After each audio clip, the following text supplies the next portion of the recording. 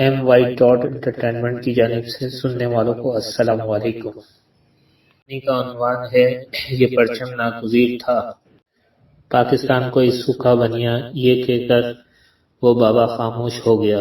پھر جب میں نے اس بوڑھے درویش سے پوچھا کہ بابا تم موت سے کیوں نہیں ڈرتے، موت کے بعد روز قیامت آئے گا، تو وہ مسکرایا اور بولا میں نے پاکستان بنتے دیکھا ہے، میں نے اس دن موت بھی دیکھی ہے اور قیامت بھی، مجھے قیامت اور موت سے مت ڈراؤ، تم نے پاکستان کی خاطر کی گئی ہجرت نہیں دیکھی، یہ انسانی تاریخ کی سب سے خونریز ہجرت تھی، تاریخ میں موجود زخموں کے ذخیرے سے اگر تحریک پاکستان کے دوران مسلم خوش فسادات اور مسلمانوں کے خون سے کھیلی گئی ہولی نکال دی جائے تو اس کا دامن مفلس کی جھوپڑی کی طرح خالی خالی سا لگنے لگے گا۔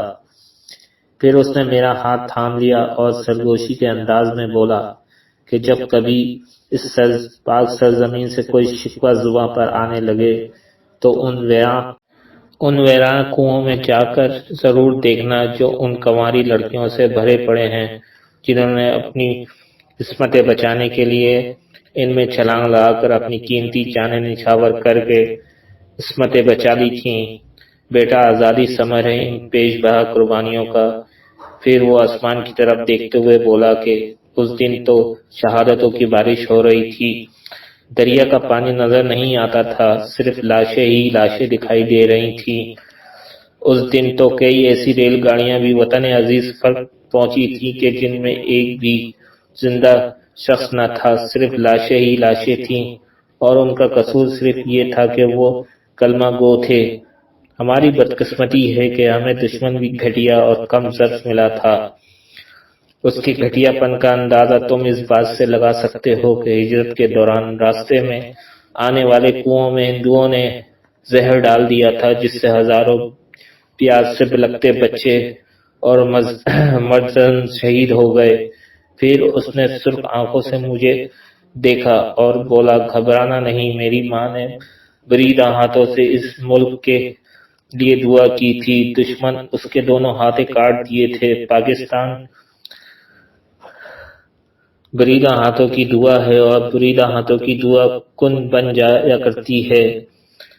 بوڑھا درویش بالکل ٹھیک کہہ رہا تھا۔ ابھی 2-3 برس پہلے ہی کی بات ہے کہ جواہر لال نہرو یونیورسٹی دہلی میں ایک نوجوان اسٹیج پر آ کر علی اعلان قائد اعظم محمد علی جناح رحمۃ اللہ کی بصیرت کو سلام پیش کیا۔ پھر یہ بھی ایک آفاقی اور تاریخی حقیقت ہے کہ اسلام دب کر اور نہ مسلمان محکوم رہ سکتے ہیں۔ جس شب ملائکہ آسمان سے اتر کر زمین پر پھیل جاتے ہیں، اس مبارک رات کو کلمے کی بنیاد پر ایک ملک وجود میں آیا۔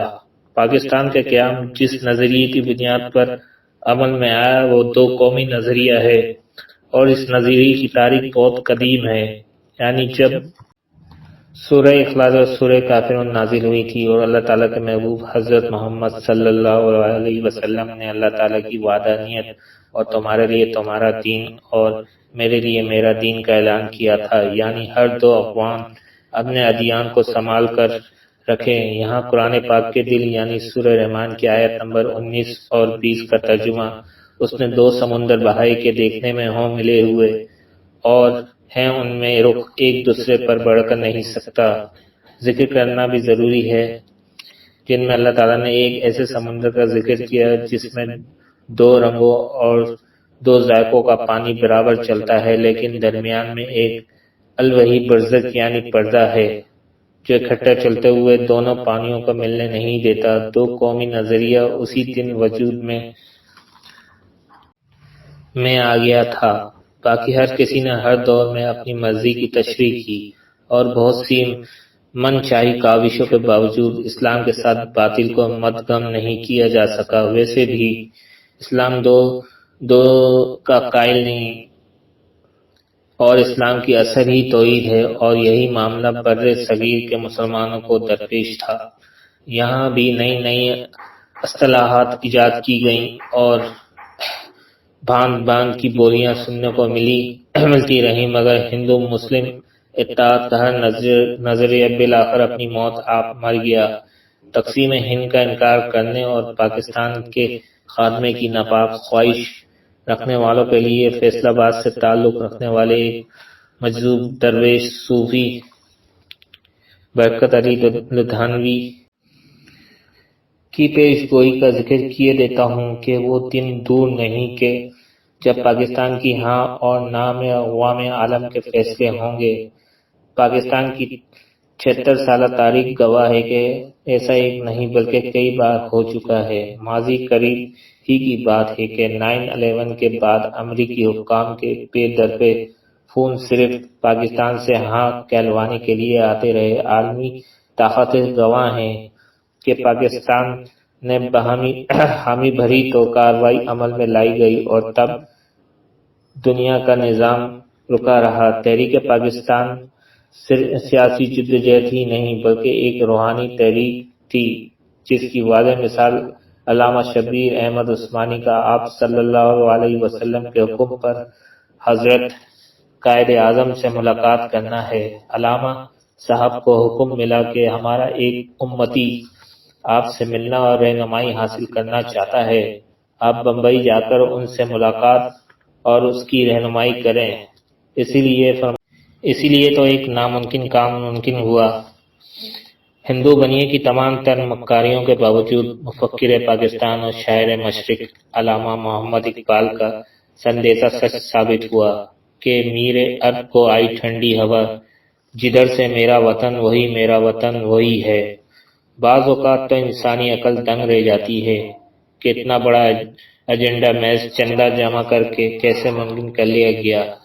حیرت ہے کہ گہرے سمندر میں اٹامک ٹوٹیاں مارتے ہوئے اچانک ایک گہرے نایاب ہاتھ آتا ہے۔ بلوچستان کی انتہائی خوبصورت اور معدنی وسائل سے مالا مال سرزمین سپوت خان آف کلات میر احمد یار خان نے قائد اعظم کو ان کے ہم وزن چاندی پیش کی اور اسی پر اکتفا نہیں کیا بلکہ اپنی پوری ریاست کو پاکستان میں شامل کر دیا۔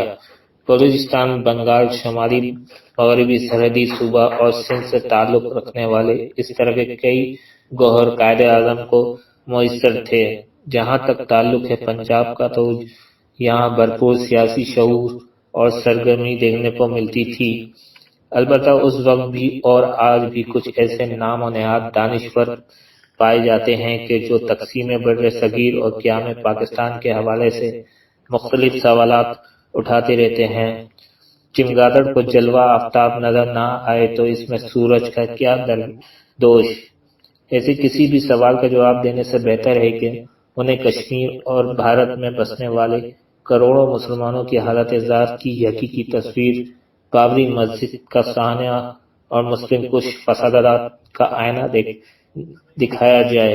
قیام پاکستان کی داستان قربانیوں کے ذکر کے بغیر ناممکن رہے گی، کیونکہ آزادی اپنے تیز کچھ نہیں بلکہ قربانیوں کا ثمر ہوا کرتی ہے۔ بے وطن ہونے کا دکھ کوئی فلسطینیوں سے پوچھے۔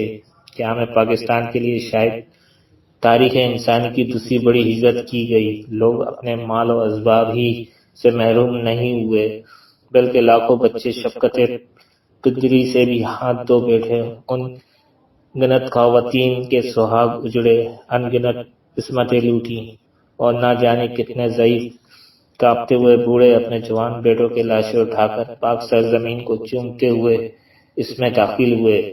اس آزاد ملک کی قدر وہی جان سکتے ہیں جنہوں نے اپنے گنوائے ہوں، اپنے جوان بیٹوں کے جنازوں کو کاندھا دیا ہو اور اپنی جوان بیٹیوں کی عصمت دری کے بعد خون آلودہ لاشوں کو دفنایا ہو۔